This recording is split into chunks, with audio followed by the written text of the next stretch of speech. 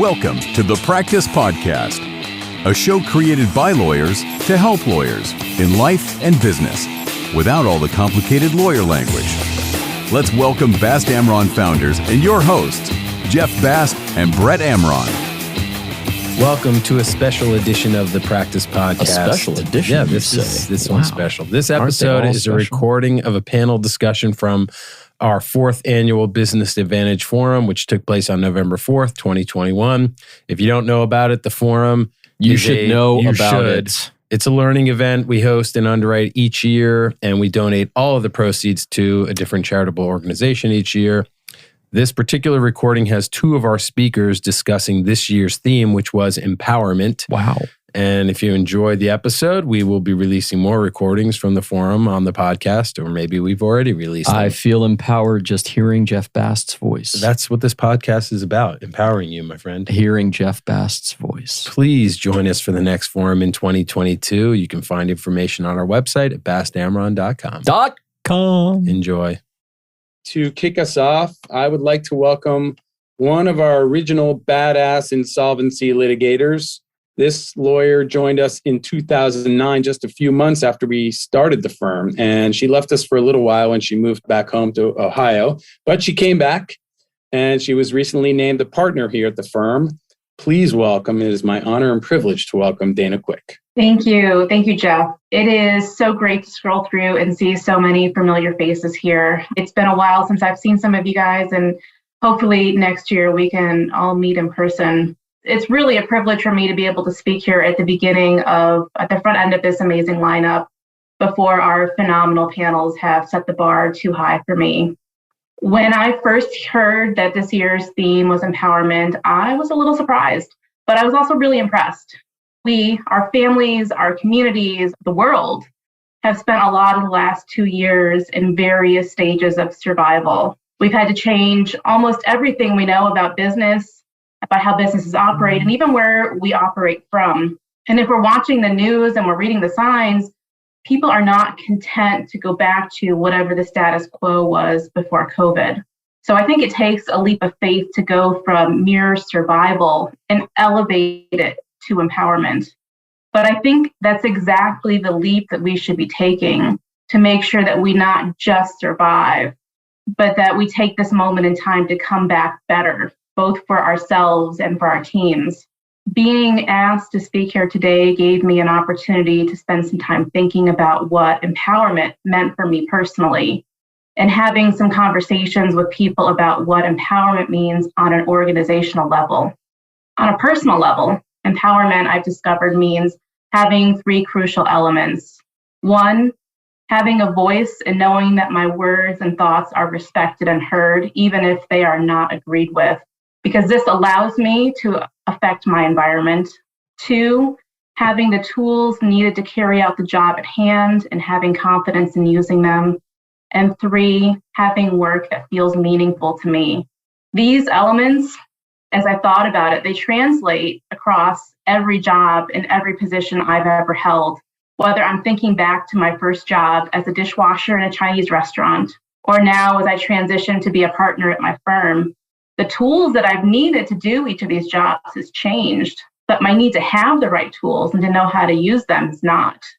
And whether I'm sweeping a floor or scraping a pot or arguing in court, having work that feels meaningful to me and that adds value to my clients, to my family, to my community is what's really important to me. And then when I thought about the times where I've specifically felt unempowered, each time I could think of was marked by a distinct lack of some or all of these elements. So translating this to an organizational level, we as leaders need to recognize that everyone's elements of empowerment and path to empowerment is going to look different. It takes a lot of conversation to determine what those elements are for each person and what that path looks like for a team of people that we may be looking to elevate. Empowerment itself is not self-effectuating. We leaders may feel that we've provided the space and given the tools for our team to be empowered, but it doesn't work unless they know it and they feel it. So as we walk through today together, I'd encourage you to think about your own empowerment elements and what conversations you should have within your own organizations to facilitate that feeling of empowerment organization-wide. I'm really looking forward to spending a part of today with you exploring these issues. And with this, I'm going to hand it back to Jeff. Thank you for that, Dana. Our first speaker today is certainly capable of talking about empowerment. He is an inspiration to anyone looking to climb the corporate ladder, or any ladder for that matter. Jose Sil has not only climbed the ladder to the top, but he switched ladders entirely. He started out as an in-house lawyer for Burger King in the year 2000. And in 2019, he was named the CEO of RBI, the company that owns Burger King, Tim Hortons, and Popeyes. And under Jose's leadership, the company generates over $30 billion, that's billion with a B, in global sales. And speaking of empowerment, RBI's 1,500 employees manage key functions for 27,000 locations that employ 600,000 people in 100 countries. Whew. He was named Restaurant Business's 2021 Restaurant Leader of the Year this year. But this guy is not all business. He's also happily married to an amazing wife, Annie, and together they have 3 adult children. It is my honor and privilege to present to you and welcome Jose Sil. All right. Thanks so much for the introduction, Jeff, and great to be here with everyone. One data point that I just learned is that I have a 3rd child, so that's awesome. I'm excited about that. I need to talk to my wife about that, but we have 2. We have 2 amazing kids, and we're really proud and happy parents and have been married for 27 years, so really excited. Anyhow, great to be here, Jeff. Thanks, Jeff and Brett. Thanks so much for including me in this amazing conference, 4th anniversary of it, and you guys have done a great job of engaging our community and really providing relevant content and feedback and kind of opportunities for business leaders in the community to talk about things that are important, relevant, and reflect on the things we need to do as leaders to drive forward and create really amazing businesses and cultures in our respective companies. And Dana, thanks for the opening remarks. They were great. I think the agenda is fantastic. The topic is super relevant, as Dana highlighted. And I'm excited to share a few minutes of my perspective on it. Empowering teams is a really important topic that I think should be top of mind for every business leader. I think it's essential for high-performing teams that deliver outsized results to really focus on creating the right type of environment, building awesome teams, and then empowering them to do big things that no one really thought about as you were planning the year or planning your business for the coming quarters and years. We're in a very competitive talent market. It's always been like that, but I think the last 24 months have created a lot more competition. Everyone's looking forward to becoming a more digital business and having technology front and center at the table in your organization, whether you're a small startup, a services business, a product business. Technology is critical, and being competitive in that environment is very much a priority for us, and I think it should be for everyone who's taking the time to be part of this conference. Attracting and retaining the world's best talent is core to our business strategy at Restaurant Brands. As Jeff mentioned, we have 3 amazing brands, Burger King, Popeyes, and Tim Hortons. We have 27,000+ restaurants around the world. We have incredible franchise partners all around the world that work closely with us to drive our business. But the most important piece of it is the people that we have in our teams, the talent that we have. And it's how we return value to our shareholders. We're a publicly traded company with a market cap of about $30 billion. We have very interested shareholders that are expecting big returns. We have franchisees that have the same sort of expectations. And talent and empowering your talent to drive the business forward is how we return value to those shareholders and franchisees. It's how we remain relevant to the millions of guests that we have all around the world that visit our restaurants every single day in more than 100 countries and territories. And I think as I was reflecting on this conversation, it kind of comes down to a few things. First, it's a bold vision that you need for your organization and a set of shared values. And I'm going to go into each one of these briefly. 2, I think it's the team that you have, and I'll share some thoughts on how we look at that and how we think about it. 3rd, it's about setting the right goals and prioritizing. 4th, it's about the culture you create in your organization. And 5th, and probably most importantly, it's about your leadership. Whether you're a small startup, as I said earlier, in the services business, product business, or you've been around for a while, I think these elements that I just laid out are critical to creating the right type of culture and to drive the right type of empowerment of employees that helps you drive results. And I'll share briefly my experience on kind of my perspective on these. When I became CEO at RBI back in January of 2019, sort of in advance of that, when I knew it was coming, and then certainly immediately thereafter, I worked with my leadership team to kind of lay out and then introduce to the entire organization and then later to the franchisees, the bold vision, what we call our big dream for the company. We had a relatively financial focused mission or objective. We wanted to transform our vision to something much more, or our dream to something much more purpose-led and purpose-driven. So we created our dream to build the most loved restaurant brands in the world. It's a hugely aspirational dream for the organization. It's really hard to do. Everyone has a goal of growing and having scale and having more customers coming through, but to create a business, a restaurant business that is the most loved around the entire globe with so many different competitors and different offerings out there is highly aspirational and pretty bold and tough to get to. So we felt it was really important to set a bar really high and something that everyone had to kind of reach for and stretch for day in and day out. And it's the thing that, wakes me up in the morning before the alarm goes off. And it's the thing I think about as I head into the evenings, getting ready to go to bed. So having a big dream, whether, as I said earlier, you're kind of down the road a bit, whether you're in services or product or any business you may be in, having that clarity is really important. And then equally important is the values that guide the actions that you kind of take in pursuit of this big dream. So the what is the dream, the how is the values. And we sat very shortly after 2019, when I became CEO, we kind of sat down as a team and argued, debated, white papered, however you want to describe it. But as a team, we came up with what we believed are the shared values we want, the how for the organization. And the first one, I'll share them quickly with you. The first one is to dream big. And we kind of have a descriptor for each one of them. And this one, our view is that life is too short for small dreams. And so we want all of our teams, the organizational kind of main value coming out of it is go for something big, dream big, and hold everybody accountable to that. The second one is ownership.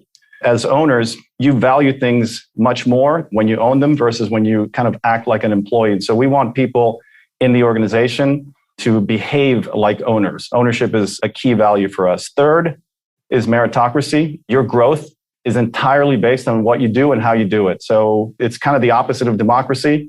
Meritocracy is a mindset and a value that rewards people that do more, that accomplish more, that deliver more. And so that's a key element of our culture and our value system. The fourth is diversity.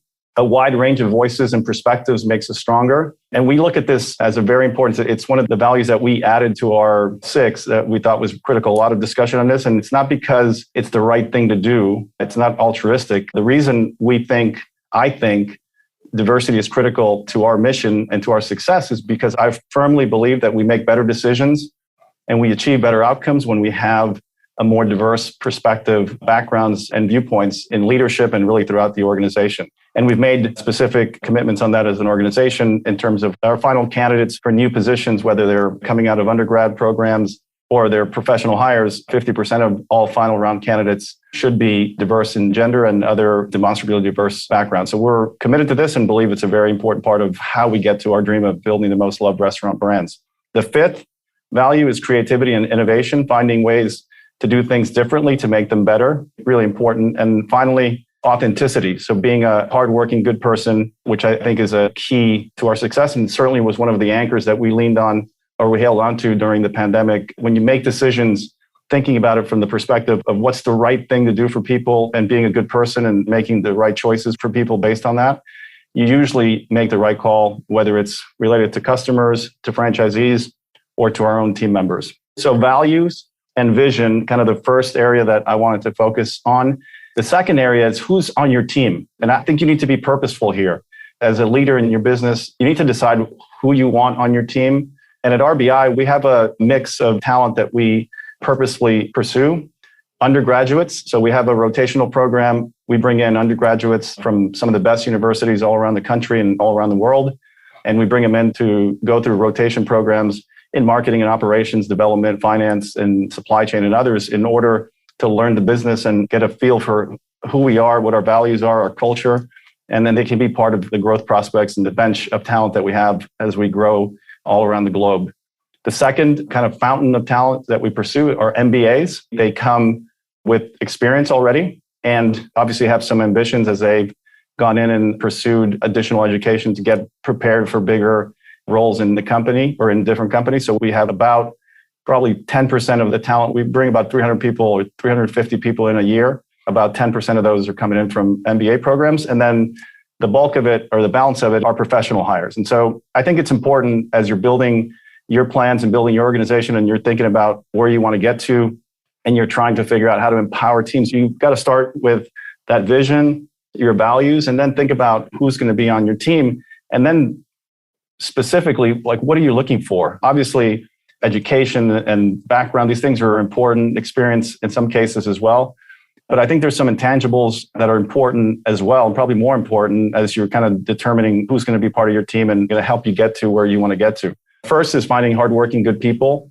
Second, I think is really important to find folks that have a lot of experience or a lot of confidence in the ability to solve problems. And you don't have to be an engineer for that. I think lawyers tend to have a really strong education for and kind of experience in terms of problem solving, the ability to identify issues, the rule that applies to that issue, do the analysis, and then come up with the conclusions to solve a problem, whether it's for one side of the dispute or the other. I think lawyers are well trained for this. The other kind of quality that we look for is ambition. People that want to do big things, that have big ambitions, and put that objective and goal above themselves. I think that's a really important quality. Humility and curiosity. People that are open to different ideas, are not looking to implement their idea, but are trying to find the right outcome, what's best to address the problem at hand.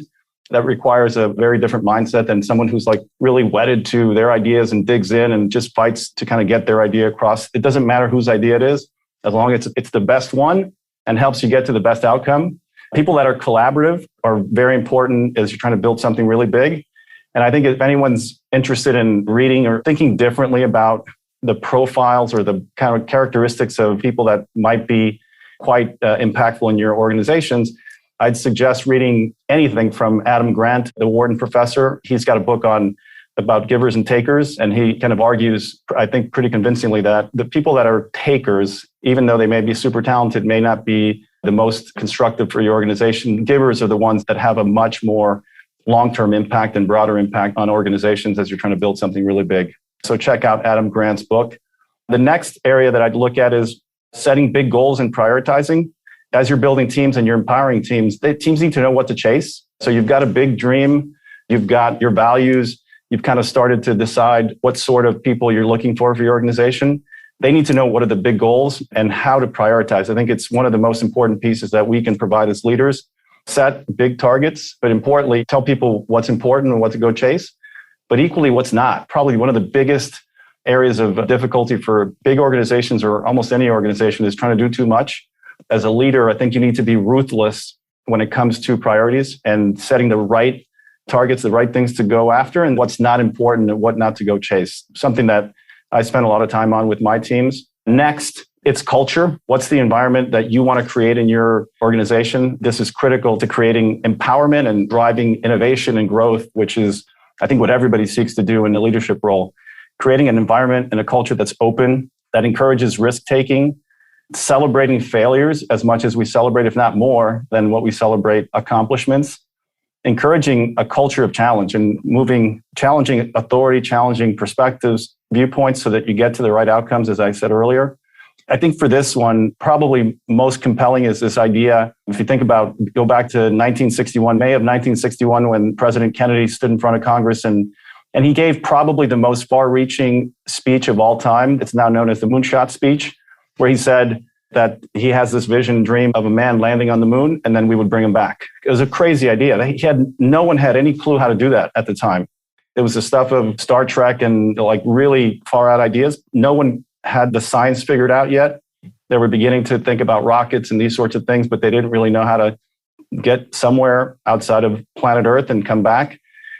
Setting that type of goal, that type of objective, creating that type of environment and culture and having everybody rally around that's a massive undertaking. And looking back in history, we know what happened. It's probably the most powerful and inspiring moment in history. And I had a chance recently to talk to a gentleman by the name of Astro Teller. He's the CEO of Google X, or now called Alphabet X. And it's basically Google's venture organization that comes up with their moonshots, ideas that they think 10 years from now can solve big problems in society and have a big impact on their company. His title is actually not CEO. He's actually called Captain of Moonshots. He's kind of built on some of the work that you saw that NASA did and some of the big innovative companies have done. There's a great talk online. It's a video called Secret Sauce for Taking Moonshots. And it's all about the mindset, more so than the specific initiatives that they've done at Google or Alphabet. It's really more around the mindset, the type of culture, routines, mindset you need to have as a leader to create an environment where innovation drives growth and you encourage and empower people to do really big things. If you have 30 minutes or so, a great talk to really inspire you to think big and to think about how to drive change and empower your organization to do really big things. And then the final point is on leadership. And I think the most important message here is that as leaders, we own it. And none of the things that I talked about here should be delegated. Obviously, you'll have people to help you out from HR or different parts of the organization. We have talent acquisition specialists that go out and recruit people. But hiring, the culture you set, setting goals, priorities, that's so important. As a leader, don't delegate that. Be your own hiring specialist. Be your own chief culture officer. Be the person that sets goals. Be involved in that process. Obviously, listen and be engaged and curious and keep an open mind. Make sure you listen to all perspectives and come up with the best possible paths and goals and priorities for the business. But take a very active ownership mindset in this process. Otherwise, you delegate this and you won't get to the outcomes that you want. And so my view on leadership with these sorts of things is don't delegate it, own it. I think you have a really good chance of getting to amazing outcomes and creating the right type of empowerment culture in your organization if you kind of stay true to this framework that I just laid out. I wanted to share some of my thoughts and ideas. I think you have I looked at the list of participants, Jeff and Brett, for this session. It's awesome. And when I look back at my journey, we had a really big opportunity in RBI to do something special. We've got a great brand. We have a great team. We decided to set a new dream, shared values, and then come together to create the culture that empowers our organization and each of our team members to do something big, encourage us to fail fast, learn from those mistakes, and keep going. I think those are the key secrets to creating an empowering culture with your employees and doing big things. So excited to have been part of this. Looking forward to seeing how you guys evolve and keep growing, and happy to connect with any of you offline when the opportunity arises. Thanks so much. For more information on this show and other resources, visit bastamron.com and connect with us on LinkedIn, Facebook, and Instagram @Bast Amron.